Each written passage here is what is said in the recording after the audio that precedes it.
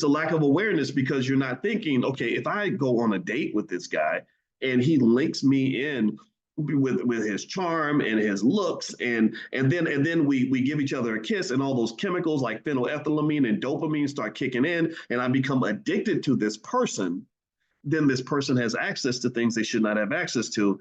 And then as a result, 5 years later, I'm sitting in the social worker's office and crying and giving my children away.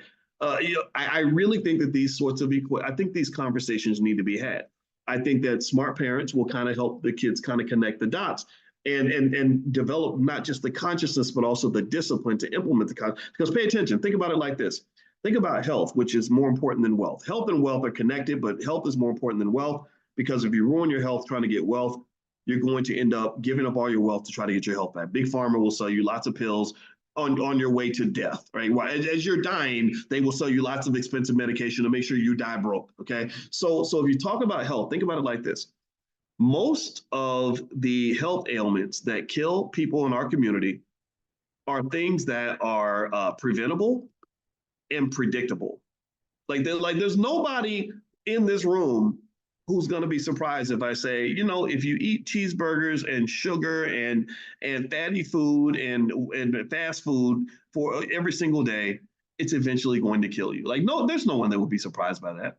There's nobody that will be surprised if I said, grandma's fried chicken and that mac and cheese that you love and everything else that we love to eat on Sundays.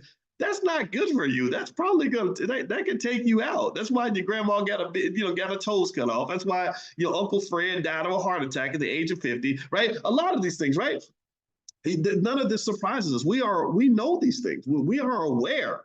We have awareness of these things, right? So the question then becomes, if you're aware that something is going to destroy you, why would you engage with something that you destroy? Or why would you engage in something that's that unhealthy? Well, a lot of that then comes down to that second part of awareness, which is discipline. See, discipline is just critical for anybody that wants to be successful. It's critical for any culture that wants to succeed. A culture that has no discipline is going to is going to struggle, period. Now, by the way, somebody said text morning to 87948. The number isn't 87948. It's the number 87948. So thank you, Gina, for sharing it. But it's to get on the text list, you text morning to 87948. There we go. Thank you, Chelsea. All right. So literally, and Chelsea's mentioned the KID model, knowledge, investment, discipline. This is the simple formula for making your child into a millionaire. If you give them financial knowledge, which is basically awareness, financial consciousness, right, in addition to some basic skills training. I'm not talking about anything advanced, literally very basic stuff.